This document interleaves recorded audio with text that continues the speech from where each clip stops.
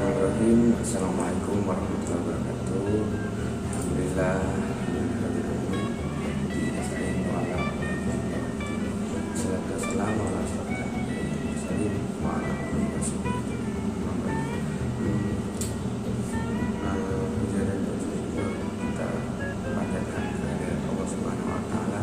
Yang telah memberikan kita kesehatan jasmani dan rohani, sehingga telah memberikan kita kesempatan untuk beribu-ribu kalinya untuk bertemu pada pertemuan virtual ini.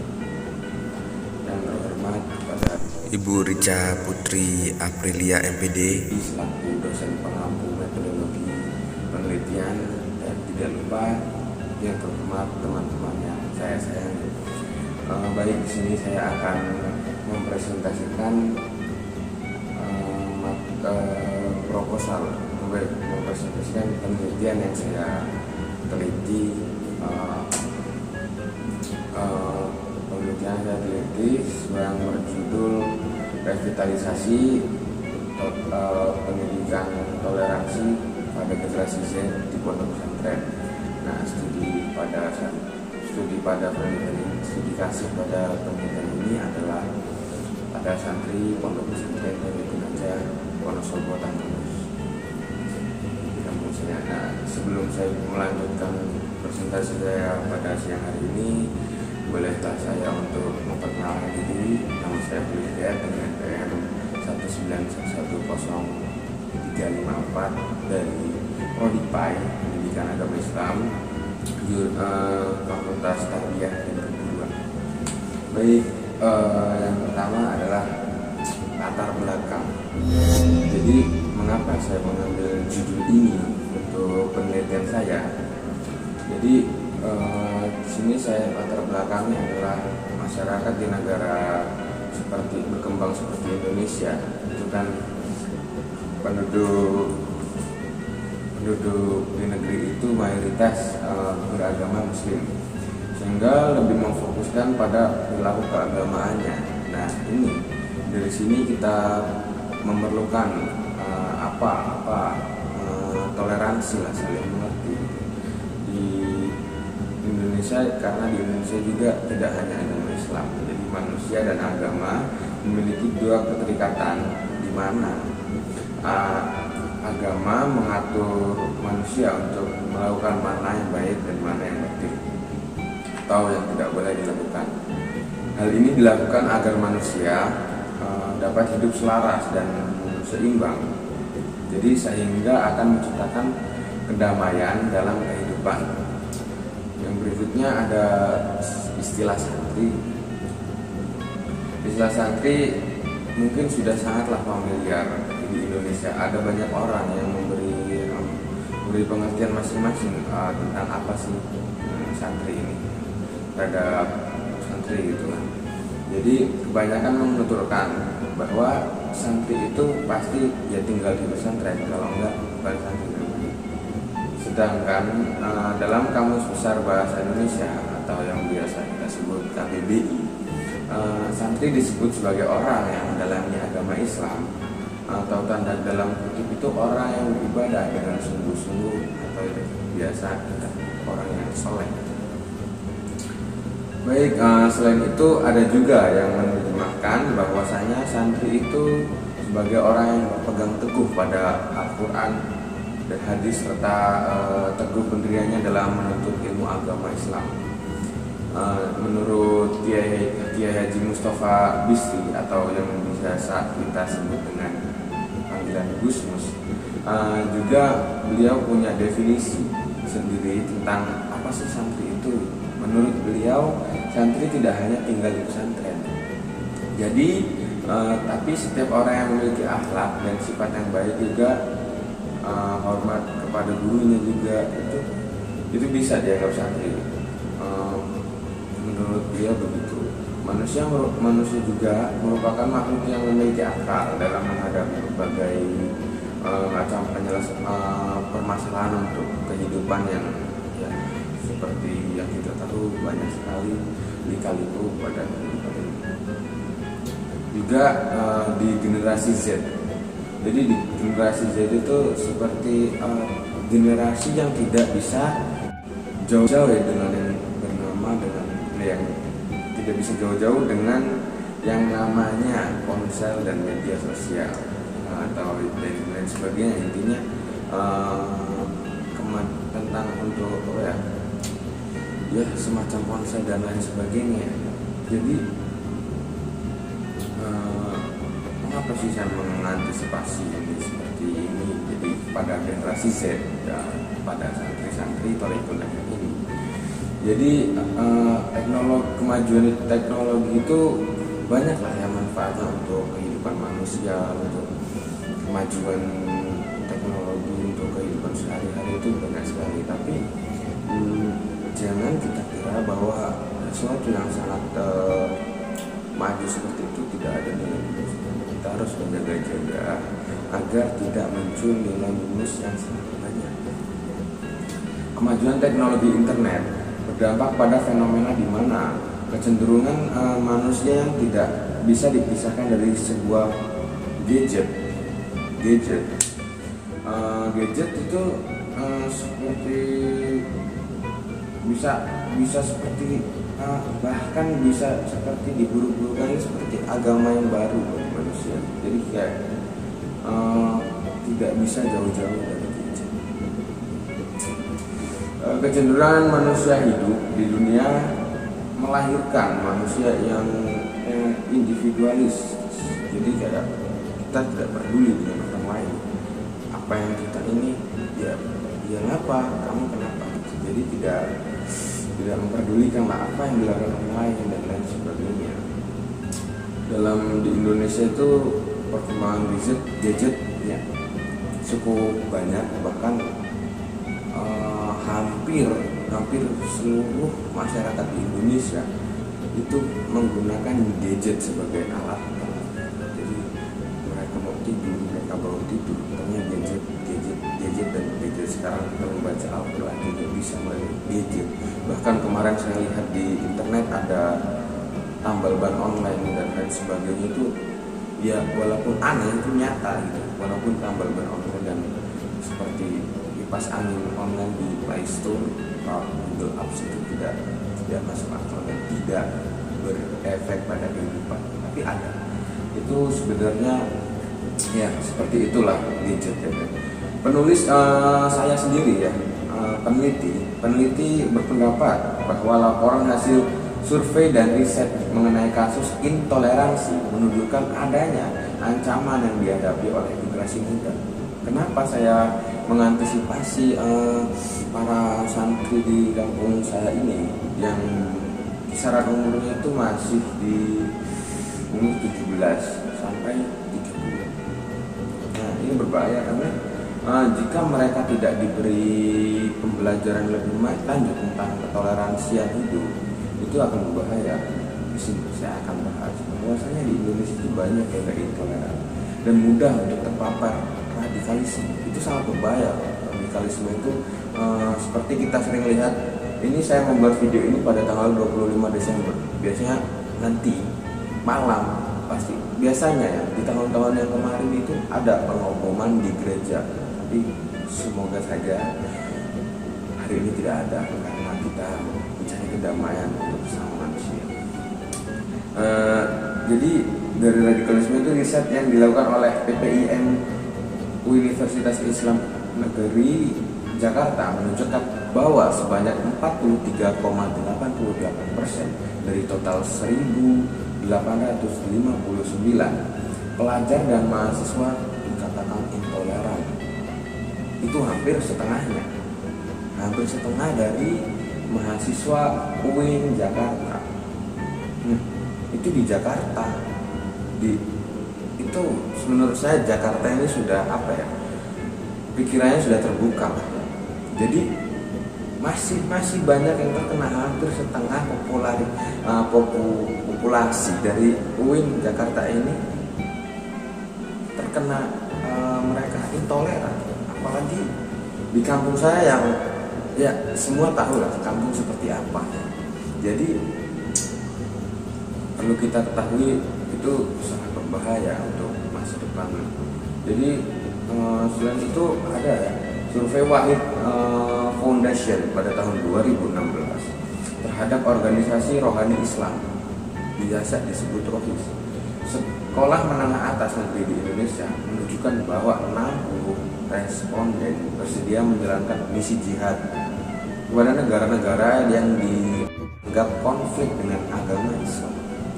Dengan 68 responden ini bersedia untuk melanjutkan misi tersebut di masa depan, ada 37 responden yang sangat setuju dan sisanya yaitu ada 41 responden yang setuju dengan gagasan bahwa Islam harus digabungkan menjadi satu kekhalifahan. Kita tidak bisa membayangkan apa yang terjadi ke depan. Jadi berdasarkan penelitian dari saya, yang saya ketahui itu terorisme di Indonesia menjadi wadah yang sangat mudah gitu, maaf, untuk mewabah lah ya, itu wabah menurut saya. Jadi memaparkan radikalisme karena generasi sekarang sangat erat dengan teknologi yang terhubung ke internet. Kenapa saya tadi mau menjelaskan apa itu internet, apa itu generasi Z dan apa hubungannya ini seperti ini. Jadi dengan kita membuka sosial media dan lain sebagainya, kita bisa terpapar radikalisme. Karena ada yang Islam kita diinjak-injak, mari kita bilang tidak bisa agama lain karena mereka kafir. Itu berbahaya, itu termasuk intoleran, nggak boleh seperti itu. Toleransi, tenang, jangan seperti itu. Jadi sekarang sangat erat gitu permasalahannya dengan teknologi, jadi sangat mudah gitu orang ini terhubung dengan orang yang lain.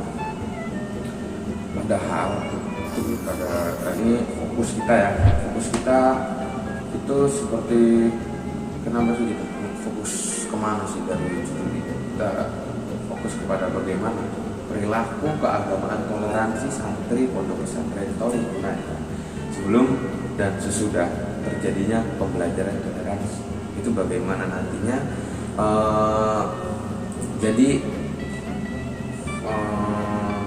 setelah pembelajaran, sebelum pembelajaran dan setelah pembelajaran itu saya pastikan sangatlah akan berbeda karena kita memberikan masukan yang cukup aman untuk mereka menjaga toleransi dalam hati mereka.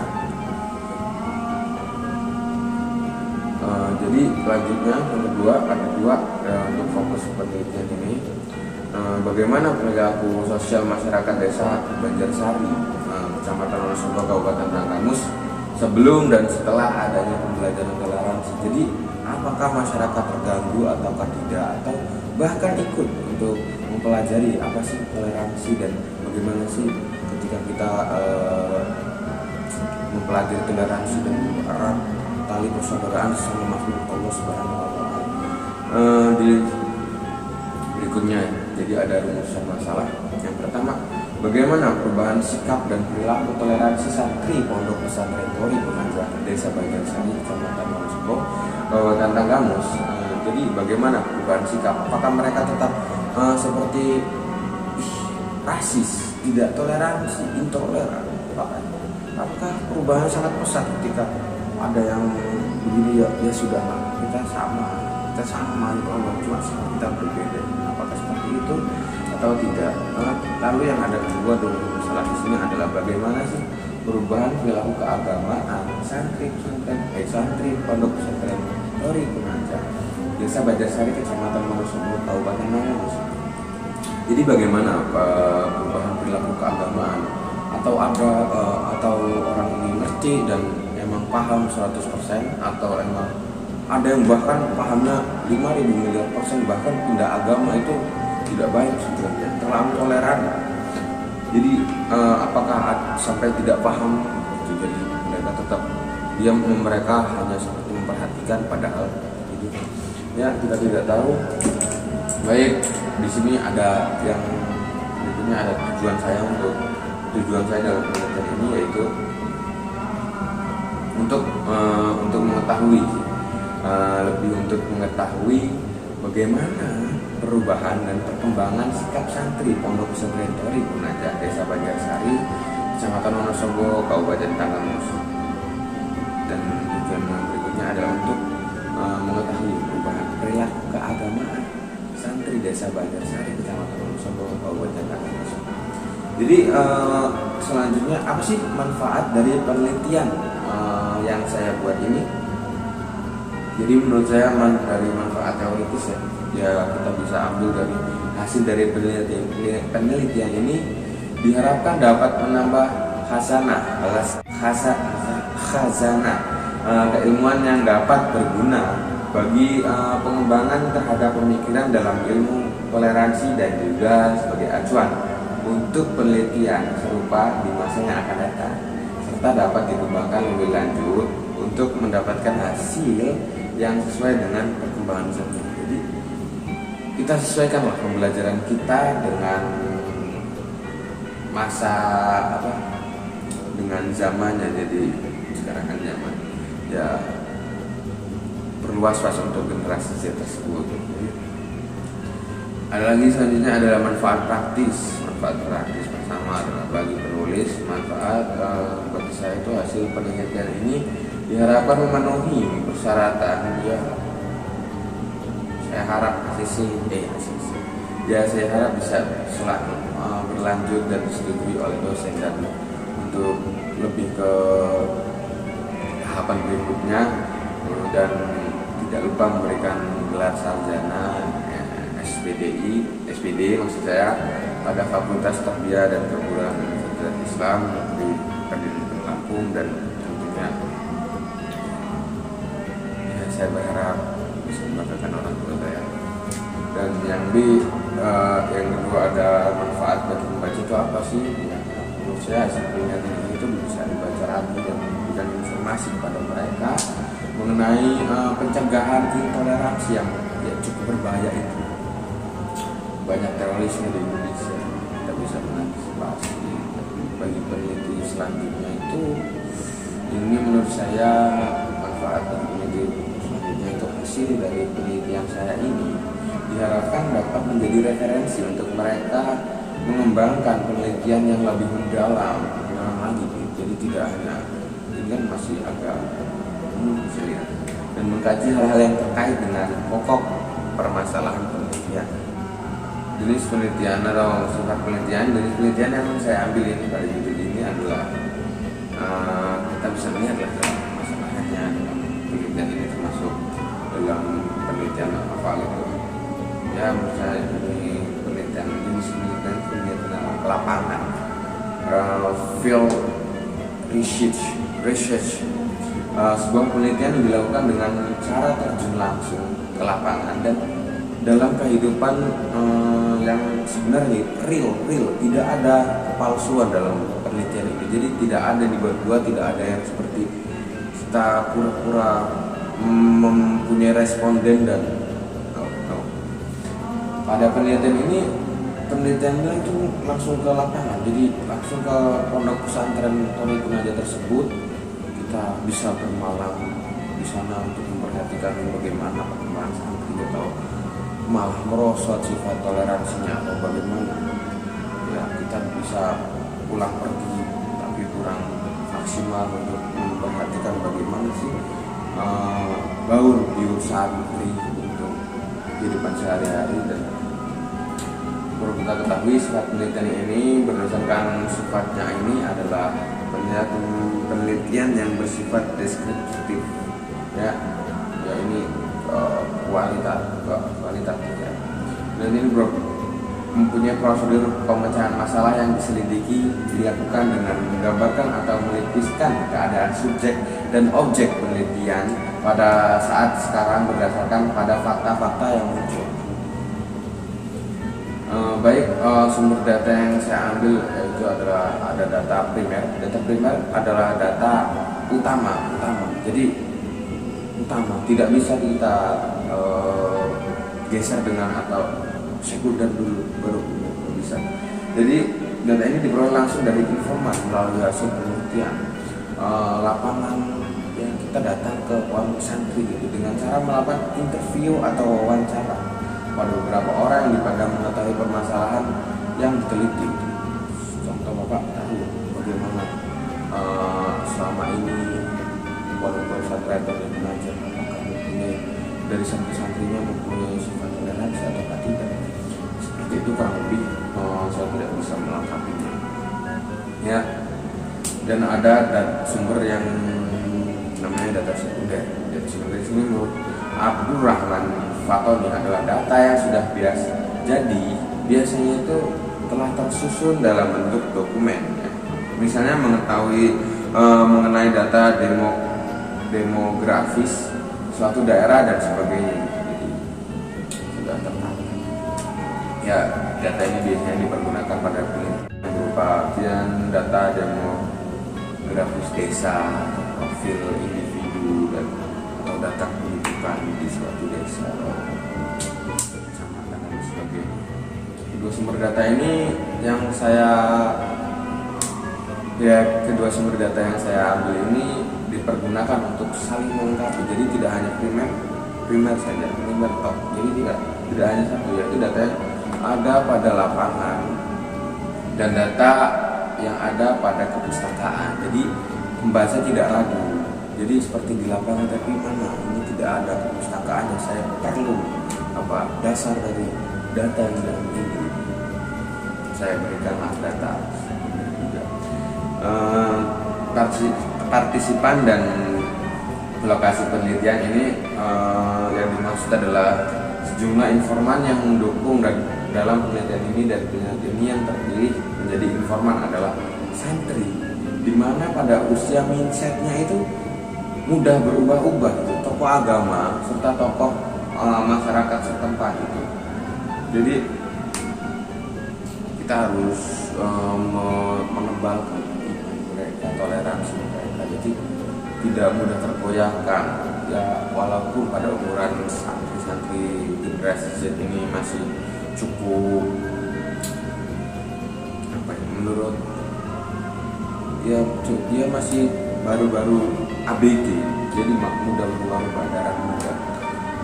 Lokasi penelitian yang saya dipilih di Desa Banjarsari ini, Kecamatan Wonosobo, Kabupaten Kamus, karena menurut saya tuh santri-santri di desa ini juga harus mendapatkan pengetahuan lebih tentang toleransi. Jadi tidak onga-ongo jihad, onga-ongo ikut ngebom itu ya, agar lebih berpikir jernih lah, agar maju gitu, bisa saling mengerti, mencintai ketenangan dan lain sebagainya.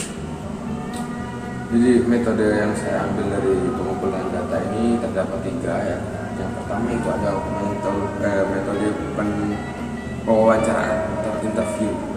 Kita mewawancara beberapa santri yang memang sudah lama di sana dan mengetahui seluk-beluk bagaimana beberapa santri ini sifatnya bagaimana saja, dan terutama kepada para kiai urusan mereka kita interview agar kita bisa mengetahui secara langsung dan secara tidak langsung dari pendapat mereka. Jadi yang berikutnya ada observasi, yaitu merupakan metode yang memfokuskan perhatian terhadap gejala, kejadian atau sesuatu dengan maksud menafsirkan menggunakan faktor-faktor penyebabnya, menemukan individu yang kaidah yang mengaturnya. Jadi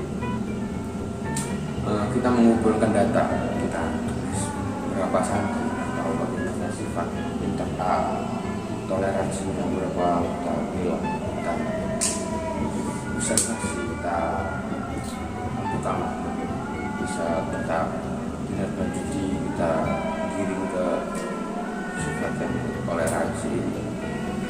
Berikutnya ada dokumentasi. Dokumentasi adalah proses pencarian data terkait hal-hal yang berupa catatan. Jadi kita melihat seperti yang transkrip di buku-buku, surat kabar, majalah dan sebagainya. Jadi pada penelitian ini kita untuk fokus ke santri ini kita meminta seperti absensi kepada guru mereka, kiai mereka atau bukan ustaz mereka. Jadi kita mengetahui bagaimana tentang apa yang kita lihat, bagaimana nilainya, ataukah mereka amburadul. Tapi kadang yang seperti amburadul itu kan toleransi, mencintai Ah,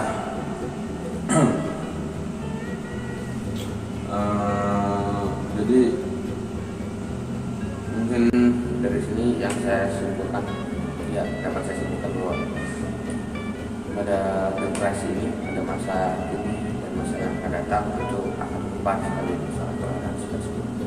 Dan untuk pengawasan, untuk kewaspadaan terhadap intoleransi yang berujung radikalisme dan menjadi kerugian kita, kerugian orang lain, dan ya kerugian bagi makhluk Allah Subhanahu wa Ta'ala, itu kita sebisa kita hindarkan.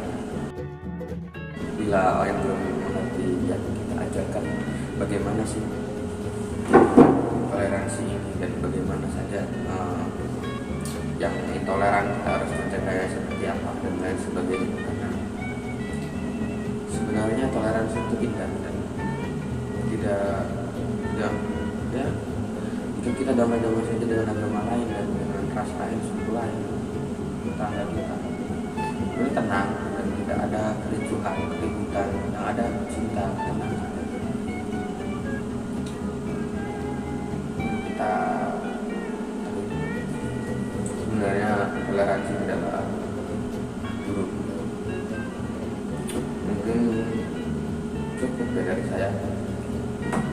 Mohon maaf jika banyak kesalahan terdapat dalam penelitian saya atau tutur bicara saya yang ada kepleset-kepleset. Saya mohon maaf. Saya syukur bisa menjelaskan penelitian saya sampai akhir seperti ini, walaupun agak membaca dan agak keterlaluan dalam menyampaikan. Saya mohon maaf sebesar-besarnya kepada Bu Rica. Saya mohon maaf kepada Allah Subhanahu wa Ta'ala. Saya mohon ampun jika ada kesalahan. Sekali lagi dimaafkan, mohon sebesar-besarnya kepada teman-teman yang telah mendengarkan. Terima kasih kepada Bu Rica juga yang telah menonton, dan kepada Allah Subhanahu wa Ta'ala saya ucapkan syukur amat bersyukur untuk bisa sampai menjelaskan. Mohon maaf jika ada kesalahan dan jika ada kelebihan, jangan lupa Allah Subhanahu wa Ta'ala. Saya akhiri.